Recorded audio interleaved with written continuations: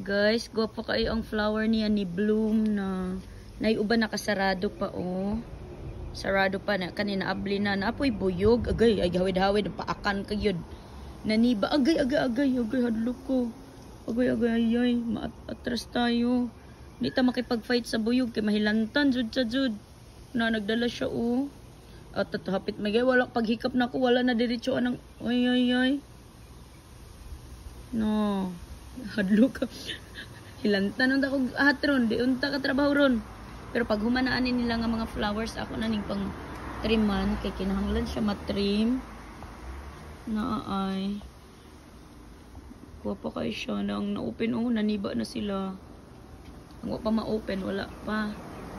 Na. Pero murag maka-allergy na siya mga joy. Naghangin tuod no? Hangin kaayo.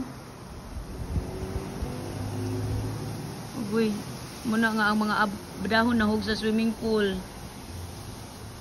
Yang mga abog, o tara na.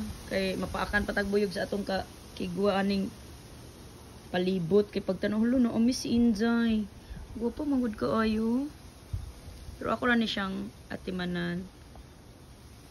Na so mao din iyang kilid kay basi mo unsa man iyang kilid o muna ning green na pud siya na siya dako nga bush tanom o ako na po ning itriman diri ay mulapas na sa full deck manggod o di ko gusto nga pag magbaklay ko masangit ko so I have a lot of project to do pa so mga Sunday na ako ni siya trabahoon kay Saturday is tanan manglimpyo sa laundry kani bahalag mo taas siya all the way din ha sa taas going to the top di lang mo widen up nga mo anhi sa swimming pool kay grabe na ang dahon magtakilid na ko moagi ako na siyang itrim so daghan kay kog obligasyon responsibilidad ani akong palibot kay gipili nako gusto na nako limpyo lang gyud kagwapa no isa lang siya kapunuan na pa isa nagblossom na pod and it will open up ning widen na pod siya I have to keep it tight tied na nindot di ba